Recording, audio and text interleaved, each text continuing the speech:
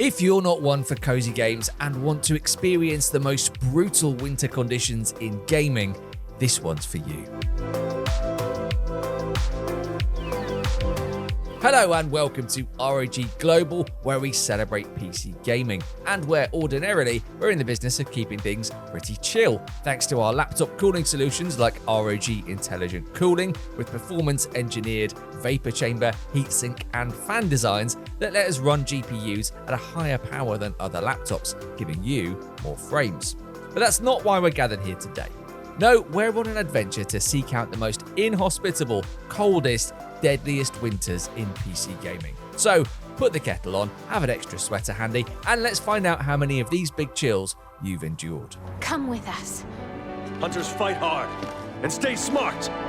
Survival games are about the triumph of slowly turning the odds in your favor. When you start out in the long dark, the cold's already hurting you. You don't know where you are, you've got no food, and no reliable means of getting food. Don't be fooled by the eerie, quiet beauty of Great Bear Island. Just like its namesake, it's out to get you. But gradually, you tame the wilderness, scrabbling together just enough gear to survive another few days. You find a building of some sort and you move in. Maybe you even get a fire pit going.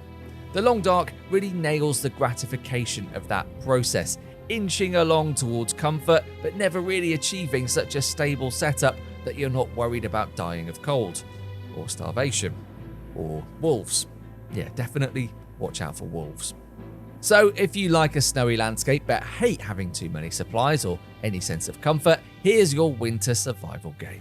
I'm no hero. I'm just looking for someone. I'm doing my best to survive in the meantime. For harsh winters experienced from a different angle, Frostpunk 2 gives you a bird's eye view of a whole colony's struggles against the elements. Whereas the first game was about setting up a town from nothing, the sequel's more about trying to build a sustainable society from the ragtag settlement that's accumulated around a massive generator, the only source of warmth or energy for miles. As you send groups out in search of resources outside the base and even elect different governments to keep things ticking over, you do at least get a sense that humanity might make it out here in the big white void. But the best thing about playing Frostpunk 2 is this. If you want to really appreciate the creature comforts in the real world this winter, load up this game and then contrast the lives of these citizens to yours.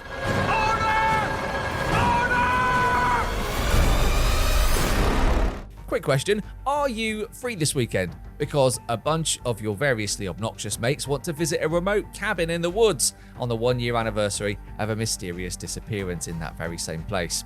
What's that? Washing your hair, is it? Yeah, understandable. However, you might reconsider when you learn that Supermassive Games' smart, knowing take on the classic teen slasher flick setup has just all the graphics. The Steam version, released in 2024, translates the whole experience to Unreal Engine 5, where the fidelity of that snowy lodge and its desolate mountain surroundings look even more haunting. There's ray tracing and DLSS and FSR3 support, making this one of the most visually impressive depictions of a particularly grueling winter survival experience. Just keep your QTE fingers warm. You're going to need those reaction times to keep this lot alive. Stop it! If we can't get along for 10 minutes, and maybe we need a little bit of a break, right? Who wants to play my new game, said Zarum in 2019. It's about a murder in a grim dystopia, and you play as an alcoholic detective, and there's loads of reading. Oh, and by the way, everything's isometric like an old 90s RPG. Not the most obvious elevator pitch for a game that would turn out to be a slice of fried gold, but you only need to spend about 3 seconds with Disco Elysium before it clicks with you. Yes, there is loads of writing on screen, but it's also sharp and funny and malleable, just rolling with however you want to roleplay. And yes, it is quite a horrible setting, that chilly seaside district of a town that never quite recovered from a revolution years before, particularly when you're experiencing it as an amnesiac who can barely even dress himself. But it's that singularity of voice that makes it so special. There's basically no combat here, and nary a kobold nor a goblin to be felled. Just screen after screen of fascinating people, compelling decisions to make, and deeply philosophical narration.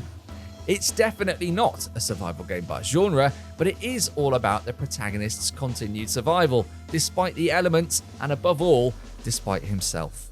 The great city at the end of the world is waiting.